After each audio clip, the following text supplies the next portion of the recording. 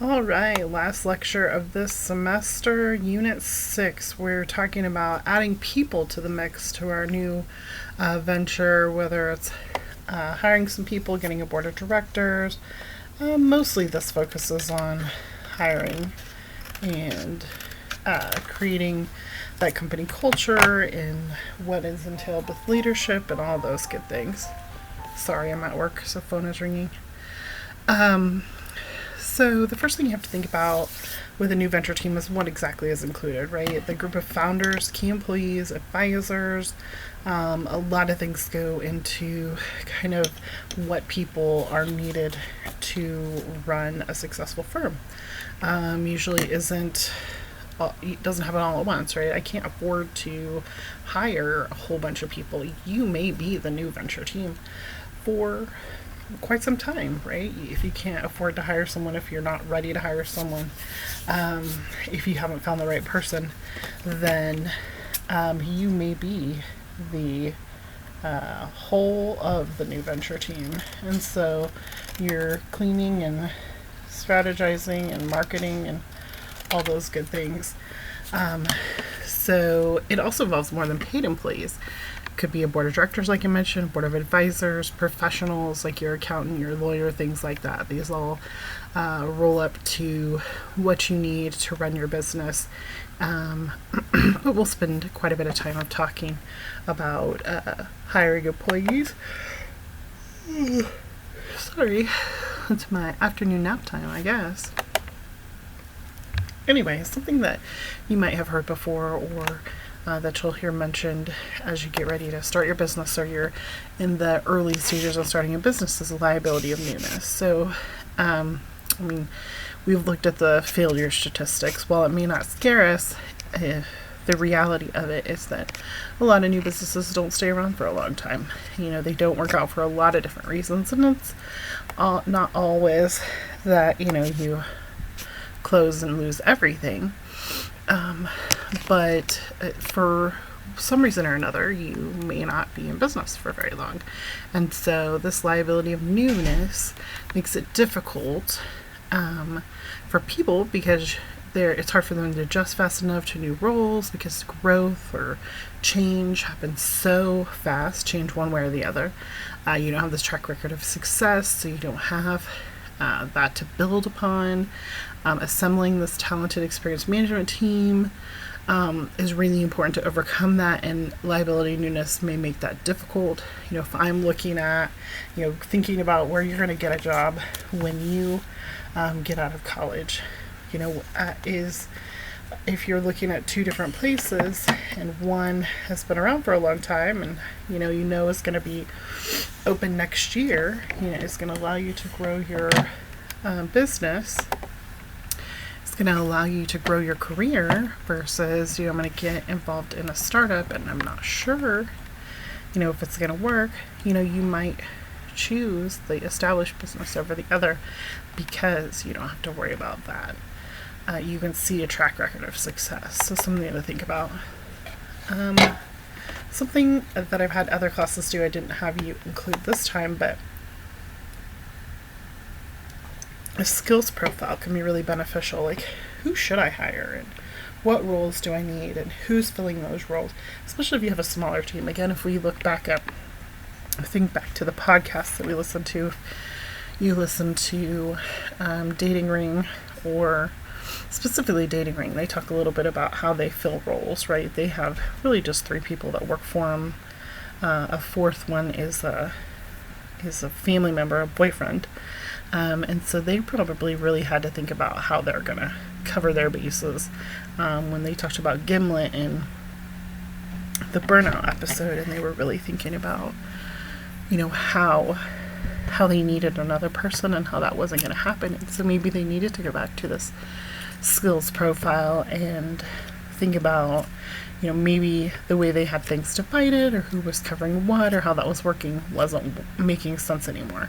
And you can identify gaps. You can start thinking about, when you're able to hire those people. And in the meantime, who can take care of that? Maybe it's outsourced. Maybe it's someone covering 2 roles. Jack Petty probably is going to do Peggy Wells's job and Jill Peterson's job, until they can get some of those people on board to do it. Same thing with Peggy. She's doing store operations and accounting and HR. So you might fill 2 roles until those roles grow large enough that they become, full-time types of jobs, or you can afford to cover them. Separate elements of a new venture. So we talked about this. Key employees are important.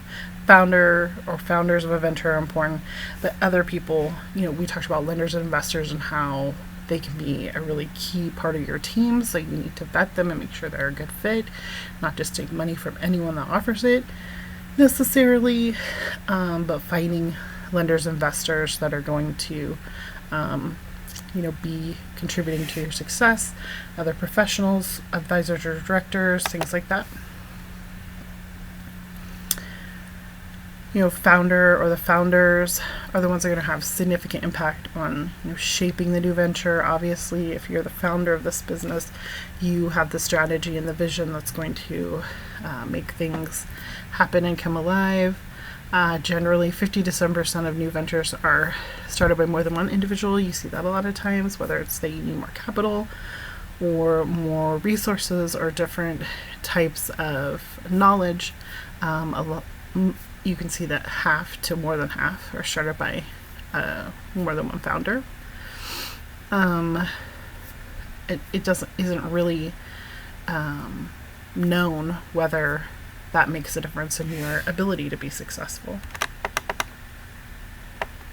I will say, and I should have probably opened up with this, that building a team, managing a team, leadership, employee management has been the most difficult thing to do in my business as a service-based business where it's based on employees providing service. And so as much as you can understand and know and learn and build before you get yourself into that part of starting a business, the better, because that really, employees are the face of your business. So you want to make sure that you're doing a great job, that is something that you can handle or source out.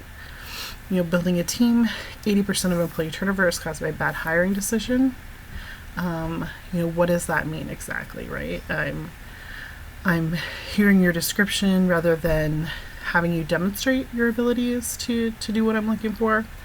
I'm not following a consistent evidence-based selection process.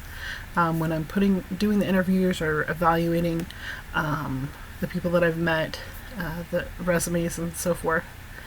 So this is the other half of why it's a problem. It's not always that a candidate is not providing what you need. Maybe you're not providing sufficient information about what you're needing from the job. Maybe you don't fully understand what you're needing from the applicant or the job, and so it's not a good fit, and you've created that, whether you know or and didn't bring it across, or you're not really sure.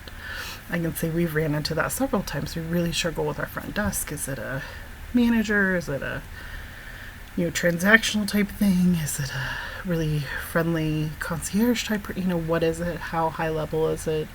What all is involved? What does that require? We've tried a lot of different things with that and struggled, and are really happy when we figure out somebody that works.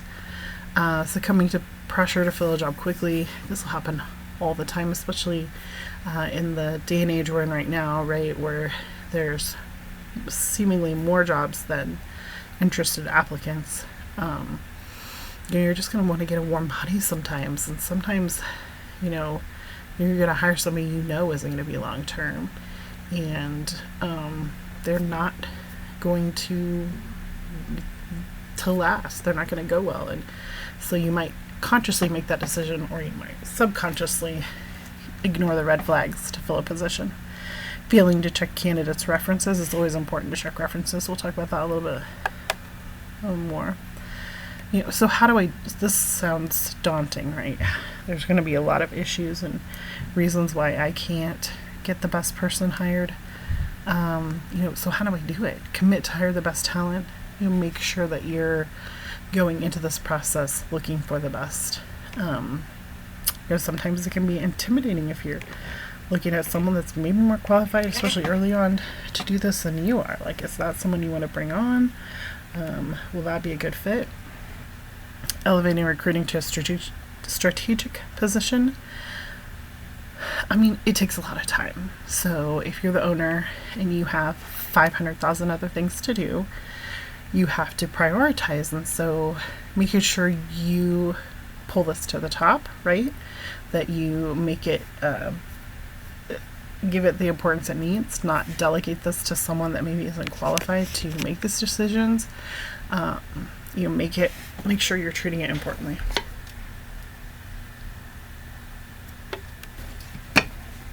Creating job descriptions and job specifications. We'll talk about that in detail on a slides later, but this goes back to knowing what you're looking for, being clear on that, so you can be clear with the applicants, and then job specifications, knowing what kind of skills somebody needs to perform that job description well. So there's two pieces to it. I think it's probably super dumb that I didn't know this, but this really was eye-opening as we continued to struggle with designing a position, getting clear on that, and then figuring out who would be a good fit for that. Plan an effective interview. We'll talk about that. Conduct the interview. Check references. Conduct a background check. It's easy and inexpensive to do, and it's going to save you a lot of trouble in the future. So how do I do this strategic recruiting, right? I'm supposed to build it up, put it up to a higher level. I'm supposed to spend some time on it and not delegate it. What am I needing to do? So if you have some employees, maybe there's someone that you could promote into this position, or that has a good skill set that would be wanting to do this. So look inside the company. Look for employees with whom your customers can identify. Maybe it's inside your customer base already, right? We've done that before. Hired customers and had some pretty good results from that. Make employment advertisements stand out. Just like we were creative with our marketing, you probably have to do the same thing with your recruiting. How can you be creative? Catch people's eye, get them interested in your company. This is again back to your marketing, honestly. How have you built your brand so that people are attracted to it so much they want to work there? That's really a testament to your ability to do a great marketing job, and how easy it is to get people to apply for your openings. Find those creative channels to recruit talent. Use different channels, right? So maybe I'm going to the school, I'm going to post jobs where are my candidates at, where they shop for supplies. I'm going to put it out on Indeed. I'm going to find ways to multiple ways to recruit talent. Encourage employee referrals. That's always a great way to get somebody in the door. If it's somebody that already works here that can recommend you and get someone interested in it. Recruit on campus. Work with schools.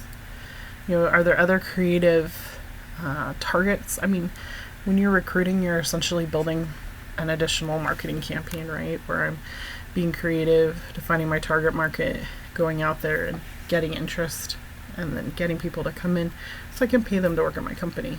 It sometimes can seem silly, but it's really an important part of recruiting. Offer workers what they want. Figuring out what's important to your target workers, whether it's flexibility, pay, benefits, all kinds of things. Working in a fun place, not working on Sunday, having daycare, paying for other interesting perks, something like that. We talked about this, how important it is to really know what you're looking for, right? So job description, there's two different things, a job description and a job specification. So I'm going to write my job description. It's a statement of duties, responsibilities, reporting relationships, work conditions, materials, equipment used, the actual, what they will do. And then the job specification talks about, what would qualify someone for that, right? Do they need some kind of skill or education or experience to allow them to be able to do that well? So this might be a step that you'll feel like, I'm just going to skip this, right? I only got so much time. I'm going to put out, maybe I'm going to go out and I've done this before, go out and look at my competitors and how they talk about their job descriptions. It can be super helpful. That's totally fine. But make sure that is what you're actually looking for, right? If I'm needing someone to be super nice and do anything the customer wants, or to stay on time, really knowing your business to understand what your expectations will be are important, and then figuring out what those people need to have in order to fill that job. Simple job description. I think this one's silly, so I always include it because it really gives you, if my job is a worm picker, right? What am I doing? I'm gathering worms. They're going to be used for fish bait. How do I do that? I don't know anything about that. Walking in grassy areas, gardens, park, golf course. You're going to pick them up. You're going to sprinkle chlorinated water on the lawn to cause worms to come to the surface. You're going to have to use a lantern or a flashlight, count them, sort them, pack them for shipment. So now I know, when I'm going through my specifications, it needs to be somebody that can work at night, they can count, that can pack. So maybe there's some lifting requirements, that's comfortable, with long periods of physical exertion, which I'm going to walk around all night and pick up these worms, that I'm just not allergic to chlorinated water maybe. So it gives you some details. The job description's detailed enough that now I can figure out the specifications. So I got my job description out there. I have my job specification. And now I need to start interviewing, right? I'm going to find ways to put it out there. This place used to be Craigslist for something local. Not really so much anymore. Most of us use Indeed. It's fairly inexpensive.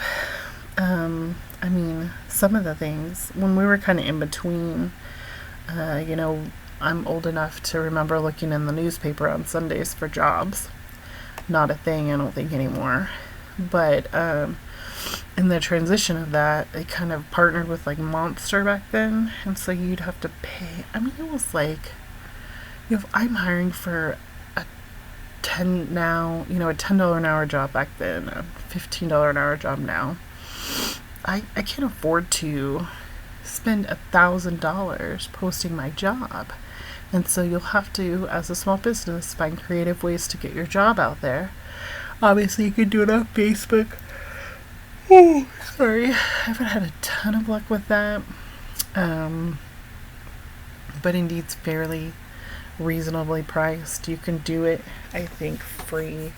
But there are a lot of upgrades that I find are necessary now to get candidates. So you'll have to figure that out, what's going to work for you. But once you get these candidates in, right, you're going to get a bunch of resumes, hopefully, or calls, or people to stop in and fill out applications, figure out what you need, what makes sense for your target group of people that are coming into, apply for your job. So do they have resumes? Are they high schoolers? They need to just stop by and...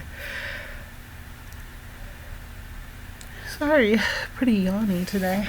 Stop by and have a interview on the spot, or what is it that you're wanting to do? So, figure that out. You're going to go through the resumes. You're going to, narrow it down to, if you have a really lot, narrow it down to maybe 10. Maybe do a phone interview, so you can narrow it down to 3 or 4 that you want to interview. Figure out who you're going to involve in the interview process. I generally just interview with my co-owner, but there have been a couple times when I wasn't sure, and I included, there have been times when I have included other department leads, or the other workers in that department for a group interview. just to get a feel for if there would be a good rapport, if I wasn't sure about that. So you decide who you want to include in the process. Develop a series of core questions. Ask them to every job candidate. Don't just wing it. Again, I get why you'll want to wing it. It's kind of a hassle coming up with questions for an interview. Maybe you didn't spend enough time prepping for it, or you didn't actually make that job description and specification, so you're not really sure what you need. So you're just going to meet him and get a feel for him. Like, that seems like something that totally would work. I've done that before. I've done it for a long time. It doesn't work. So make out a list of questions. Ask every candidate those questions. That way you can compare across. Like, oh crap, I didn't ask her, what she would do in this situation. I really don't know if she would be, comfortable with that, or I don't really know, how she does with teamwork. And all of a sudden I can't compare any of my candidates. And now I'm just like kind of going on gut feel how I'm going to fill this position. And you've already spent a bunch of time on it, right? Interviewing and cultivating candidates, and now you're going to hire somebody and train them just to find out that they didn't work. And every time you bring a new employee into the fold, it's telling your staff and it's telling your customers something about you. So you're putting your seal of approval on them. So when you're bringing in poor candidates or not good fit candidates, the more you do that, the less your credibility becomes with your customers and your employees. So make sure you're putting the time and effort into this list of questions, bringing in the right job candidates, having the right people involved. I'm going to ask open-ended questions rather than yes and no. I mean, these are all things you're learning on the other side as you get ready to graduate from college, or you've been out there interviewing. Tell me your strengths and weaknesses or whatever. There's a reason why they ask you things like that. I prefer this next one, hypothetical situations, and ask how they would handle them, right? So I'm going to say, hey, tell me about a time. That's my go-to thing. Tell me about a time, when you had an unhappy customer, and how did you handle it? Or you had a conflict with the coworker, and how did you handle it? Or whatever, did get the time off, or what are the important things that you struggle with your staffing, figure out how they're going to fit in. What else we got?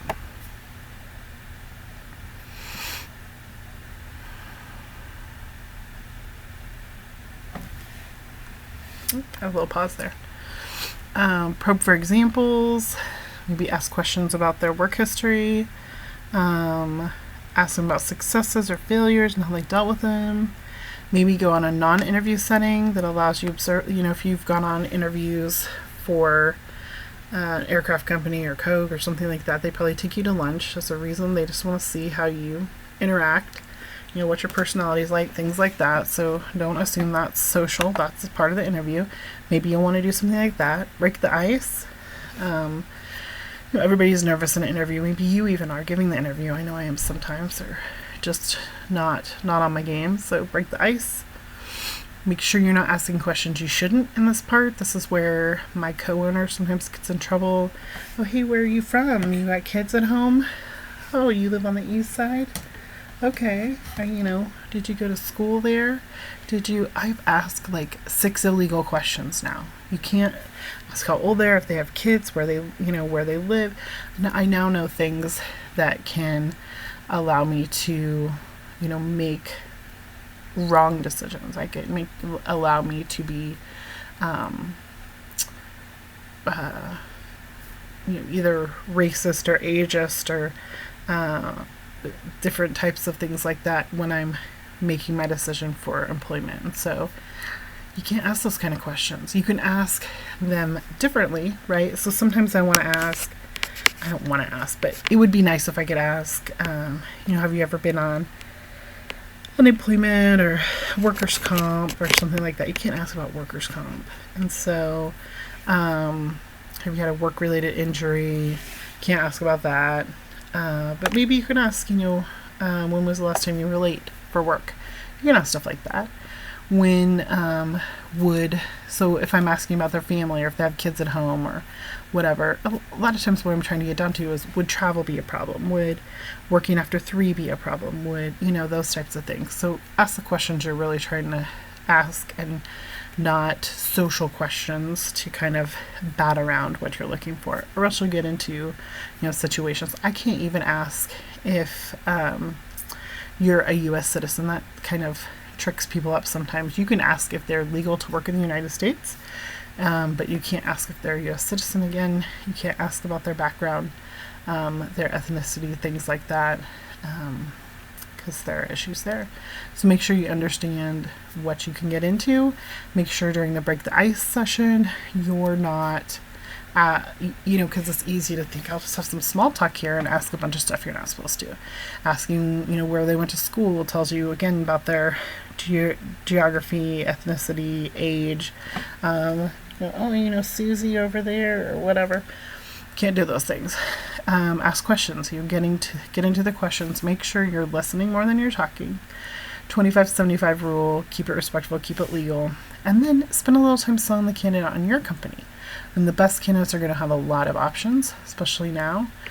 So make sure you talk about realistic things you can do. I've gotten myself into trouble talking about things that, not in a lie, but, we're super busy. We are, which isn't a lie, but, you have to really tread the line of, okay, it is going to be hard. This is hard work. It's work. That's why you get paid, so you're going to have to, get in here and earn your keep, that type of thing. You have to build clientele just like anywhere else. It isn't just going to all show up tomorrow and then be available whenever you feel like it. You have to make sure you're being realistic when you're talking about what you can do, but also, tell them the good points about your company. Check references. That's our next slide. Do check references. It's easy. It's inexpensive. You just pick up the phone and call. 53% of candidates either exaggerate or flat out falsify their information. So it's good to do. Just check it out. Most of the time, all they can tell you is, are they eligible for rehires? If they got fired or if they were not a good employee there. Dates of employment, so they actually worked there. But why not do this and just make sure you're not getting yourself into something that you should have known about, because it was easy to find out. This is kind of, I think, still a little bit controversial. It was pretty controversial for a while. I think most people assume their social media will be checked. But, as a manager, you'll have to think about, is this something you're going to do? This employee now becomes part of your company and is the face of your company. And even, in personal, if you're working with clients and they're going to be out there and they're going to be connecting over social media, that's reflecting on your company. So do you want to check and see, if they're a good fit for the company culture, learn more about the qualifications, see if they're well-rounded, determine if they're professional. Think about that as an owner, as an employer, how you'd want to look that over and check it out. It's hard to manage people. If you're not thick-skinned to a certain extent, then, that is something to think about. Like, how can I handle this? And is this something I want to do? People see you as the man now. We were listening to that, I think it was John that was talking about, was it John? Yeah. In the franchise video about not working for the man. When he opened his business, he became the man. And that's kind of a hard transition to make too, right? Now I'm the big bad business owner that rips off my employees. That's the attitude. And so, something to think about, is that comfortable for you and how are you going to handle that? Rewards and compensation. The key, figuring this out, right? What do you want out of business? What do your employees want? What do your what are they is going to keep them around. It's not always just money. It's good up to a point, but you have to think about what else, whether it's health insurance or other benefits. What can you do intangibly? This is, again, where you get creative as an entrepreneur. Non-monetary rewards. Can I get, tickets to games? Or can I, do some kind of trading and get other things that would be appealing to customers or to employees who are your customers on this end?